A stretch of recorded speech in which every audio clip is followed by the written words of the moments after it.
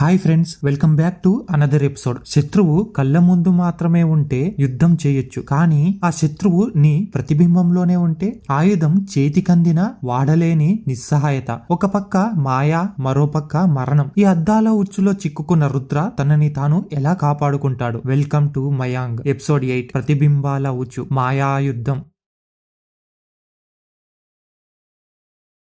గత ఎపిసోడ్ లో యక్షిని టెలిపతిక్ దాడి చేస్తుంటే గురుజీ తన వినికిడి శక్తిని పణంగా పెట్టి దాన్ని భౌతిక రూపంలోకి మార్చాడు. అదే అదునుగా రుద్ర గంట మోగించి గురుజీని కాపాడాడు. కానీ యక్షిని వేసిన మాయకి అష్టధాతు గంట స్టోర్ రూమ్ లో లాక్ అయిపోయింది. ఆయుధం లేకుండానే రాఘవయ్య ఇంటిని ఒక ఎకో ఛాంబర్ లా వాడుకొని రుద్ర సౌండ్ వార్ మొదలు పెట్టాడు. యక్షినితో ఒంటరి పోరాటం చేస్తున్న రుద్ర ఇప్పుడు ఆ గంటను ఎలా చేజిక్కించుకుంటాడు? అక్కడ అతనికి ఎదురయ్యే కొత్త గండం ఇప్పుడు చూద్దాం. ఎపిసోడ్ ప్రారంభించే ముందు మీరు వెంటనే లైక్, షేర్, సబ్స్క్రైబ్ చేయండి. అలాగే మీ విలువైన అభిప్రాయాన్ని కామెంట్ రూపంలో రాయండి. ఇక కథ మొదలు పెడదాం. ఎవరైనా ఏ కథ విన్నరా? ప్రతి కథ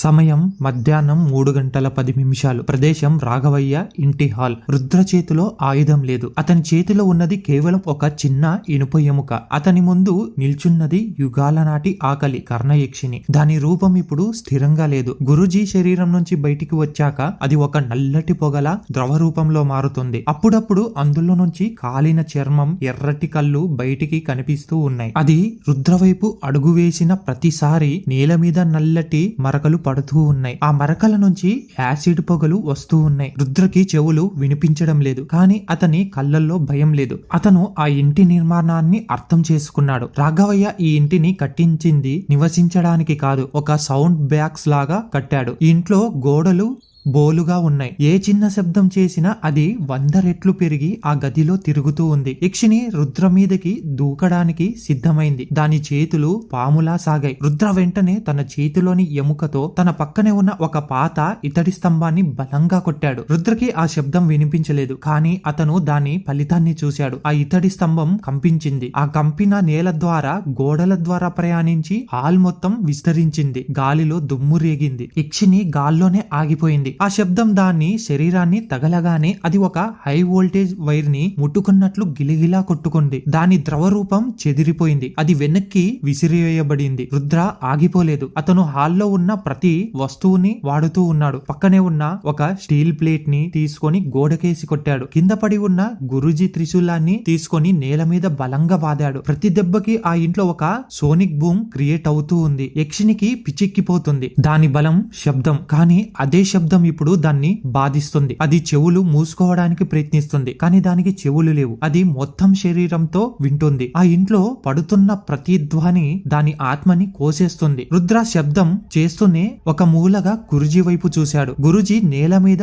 అచేతనంగా పడి ఉన్నాడు. అతని 2 చెవుల నుంచి రక్తం ఇంకా కారుతూనే ఉంది. కళ్ళు సగం తెరిచి ఉన్నాయి. రుద్రకి గుండె తరుక్కుపోయింది. తన కోసం గురుజీ ఎంత పెద్ద త్యాగం చేశాడు. యక్షిని ఇప్పుడు బలహీనపడింది. అది హాల్లోని ఒక మూలకి నక్కింది. ఇదే సరైన సమయం. ఆ అష్టధాతు గంట స్టోర్ రూమ్ లో పడింది. ఆ రూమ్ లాక్ అయి ఉంది. రుద్ర ఆ గంటను తెచ్చుకుంటే ఈ కథని ముగించవచ్చు. రుద్ర గురుజీ త్రిశూలాన్ని చేతిలోకి తీసుకున్నాడు. యక్షిని వైపు ఒక చూపు చూసి స్టోర్ రూమ్ వైపు పరిగెత్తాడు. స్టోర్ రూమ్ తలుపు చాలా పాతది, బరువైన టేకు చెక్కతో చేసింది. అది ఆటోమేటిక్ లాక్ పడిపోయింది. రుద్ర త్రిశూలంతో ఆ తలుపుని బద్దలు కొట్టడానికి ప్రయత్నించాడు, కానీ తలుపు చాలా గట్టిగా ఉంది. రుద్ర వెనక్కి తిరిగి చూశాడు. యక్షిని మాయమైపోయింది. ఆ మూల ఇందాక ఉన్న నల్లటి ఆకారం లేదు. రుద్రకి అనుమానం వచ్చింది, ఎక్కడికి వెళ్ళింది అని. సడన్ గా రుద్ర కాళ్ళ కింద నేల కంపించడం ఆగిపోయింది. అతని చేతిలో ఉన్న త్రిశూలం వైబ్రేషన్ ఆగిపోయింది. గాలిలో ఒక రకమైన నిశ్శబ్దం ఏర్పడింది. యక్షిని ఒక కొత్త ఎత్తుగడ వేసింది. అది శబ్దాన్ని ఆయుధంగా వాడట్లేదు, నిశ్శబ్దాన్ని ఆయుధంగా వాడుతుంది. అది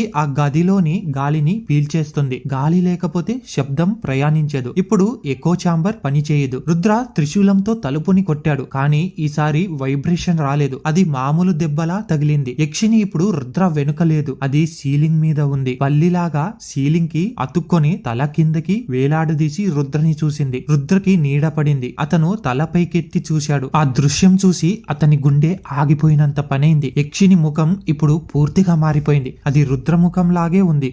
కానీ కళ్ళు లేవు. కేవలం 2 నల్లటి రంధ్రాలు ఉన్నాయి. అది సీలింగ్ నుంచి కిందకి దూకింది. రుద్ర పక్కకి తప్పుకున్నాడు. అది నేల మీద పడలేదు, గాల్లోనే నిలిచింది. దాని చేతులు రుద్ర మేడ చుట్టూ బిగుచుకున్నాయి. రుద్ర ఊపిరి ఆడక గిలగిలా కొట్టుకున్నాడు. అది రుద్రని గాల్లోకి లేపింది. దాని ముఖం రుద్ర ముఖానికి చాలా దగ్గరగా వచ్చింది. రుద్రకి చెవులు వినిపించదు, కానీ దాని కళ్ళల్లో చూస్తుంటే అతనికి ఒక హిప్నోటిక్ ఫీలింగ్ కలుగుతూ ఉంది. అతని కనురెప్పులు బరువు ఎక్కుతూ ఉన్నాయి. అది అతని మనసుని కంట్రోల్ చేస్తూ ఉంది. నిద్రపో రుద్ర, నిద్రపోతే నొప్పి తెలియదు అన్న ఆలోచన రుద్ర మెదడులో బలవంతంగా చొప్పిస్తుంది. రుద్ర కళ్ళు మూసుకుంటూ ఉన్నాడు. చేతిలోని త్రిశూలం జారిపోయింది. కానీ అతని దృష్టి నేల మీద పడి ఉన్న గురుజీ మీద పడింది. గురుజీ వేలు కదిలింది. గురుజీ తన రక్తంతో నేల మీద ఏదో రాస్తున్నాడు. అద్దం. రుద్రకి అర్థం కాలేదు. అద్దం ఏంటి? అప్పుడే రుద్రకి స్టోర్ రూమ్ గుర్తుకొచ్చింది. ఆ రూమ్ లో పాత సామాన్లతో పాటు ఒక పెద్ద నిలువద్దం ఉంది అని రాఘవయ్య డైరీలో చదివాడు. యక్షిణీలు, పిశాచిలు తమ ప్రతిబింబాన్ని చూసుకోలేవు. వాటి నిజ రూపం అద్దంలో కనిపిస్తే వాటి శక్తి క్షీణిస్తుంది. రుద్ర తన సర్వశక్తులు కూడదీసుకొని తన కాళ్ళతో ఆ యక్షిని పొట్ట మీద బలంగా తన్నాడు. ఆ దెబ్బకి అది పట్టు సడలించింది. రుద్ర కింద పడ్డాడు. వెంటనే లేచి పక్కనే ఉన్న ఒక ఇనుప రాడ్ తీసుకొని స్టోర్ రూమ్ తలుపు మీద ఉన్న లాక్ ని బలంగా బాదాడు. 1, 2, 3 అని లాక్ విరిగిపోయింది. రుద్ర తలుపుని తీసుకొని లోపలికి పడ్డాడు. రూమ్ లోపలికి వెళ్ళగానే అతని కళ్ళు ఆ గంట కోసం వెతికాయి. అదిగో గది మూల పాత పుస్తకాల గుప మధ్యలో ఆ అష్టధాతు గంట మెరుస్తూ ఉంది. రుద్ర ఆనందంతో దాని వైపు పరిగెత్తాడు. కానీ స్టోర్ రూమ్ తలుపు ఒకసారిగా వెనక్కి మూసుకుపోయింది. బయట నుంచి లాక్ పడిన శబ్దం వచ్చింది. యక్షిని రుద్రని ఆ గదిలో బంధించేసింది. రుద్ర గంటను తీసుకున్నాడు. ఇప్పుడు ఆయుధం చేతిలో ఉంది. కానీ శత్రువు బయట ఉన్నాడు. రుద్ర తలుపు దగ్గరికి వెళ్లి బాదాడు. అది తెరుచుకోవడం లేదు. సరే, కనీసం తను సేఫ్ గా ఉన్నాడు అనుకున్నాడు రుద్ర. కానీ రాఘవయ్య ఆ గదిని కేవలం స్టోర్ రూమ్ గా వాడలేదు. ఆ గది నిండా గోడలకు పెద్ద పెద్ద అద్దాలు అమర్చి ఉన్నాయి. అవి సాధారణ అద్దాలు కాదు. రాఘవయ్య ఆ శక్తిని బంధించడానికి వాడిన మంత్రదర్పణాలు. రుద్ర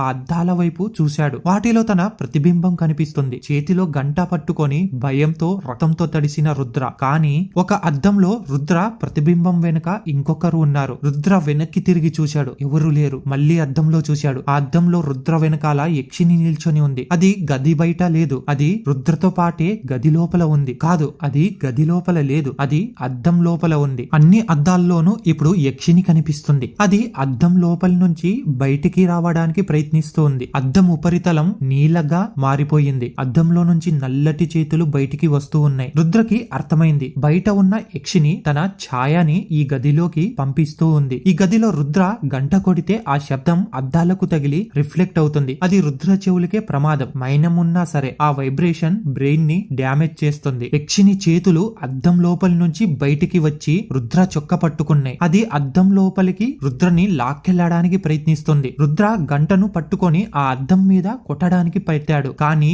ఇంకో అద్దం నుంచి ఇంకో చెయ్యి వచ్చి గంట పట్టుకున్న చేతిని ఆపేసింది. అప్పుడు రుద్ర 4 వైపుల నుంచి బంధించబడ్డాడు. 10 అద్దాల నుంచి 10 చేతుల బయటికి వచ్చి రుద్రని పట్టుకున్నాయి. రుద్ర కదల్లేకపోతున్నాడు. ఒక చెయ్యి అతని మెడను పట్టుకుంది. ఇంకో చెయ్యి అతని చెవిలో ఉన్న మైనం ని పీకేయడానికి దగ్గరికి వస్తుంది. యక్షిని ప్లాన్ క్లియర్ గా ఉంది. రుద్ర చెవులు ఓపెన్ చేసి ఆ అద్దాల గదిలో గట్టిగా అరవాలి. ఆ శబ్దం మల్టిప్లై అయ్యి రుద్ర మెదడుని పేల్చేయాలి. రుద్ర కళ్ళల్లో భయం. మైనం తీసేస్తే తను చచ్చిపోతాడు. ఆ చెయ్యి అతని చెవిని తాకింది. అప్పుడే బయట హాల్ నుంచి ఒక శబ్దం వచ్చింది. అది ఎంత గట్టిగా ఉందంటే స్టోర్ రూమ్ లో ఉన్న అద్దాలని ఒకసారిగా చటక్మని పగిలిపోయాయి. అద్దాలు పగిలిపోవడంతో ఆ చేతులు మాయమైపోయాయి. రుద్ర కింద పడ్డాడు. ఏం జరిగింది? రుద్ర తలుపు సందులోంచి బయటికి చూశాడు. అక్కడ గురుజీ తన చేతి మణికట్టుని కోసేసుకున్నాడు. రక్తం ధారగా కారుతుంది. అతను ఆ రక్తంతో నేల మీద ఉన్న యక్షిని మీద చల్లుతూ ఉన్నాడు. అది సామాన్య రక్తం కాదు, ఒక ఉపాసకుడి జీవరక్తం. అది ఆ యక్షిని కాలుస్తూ ఉంది. యక్షిని బాధతో అరుస్తుంది. అది ఇప్పుడు పూర్తిగా భౌతిక రూపంలోకి వచ్చేసింది. గురుజీ రుద్ర వైపు చూసి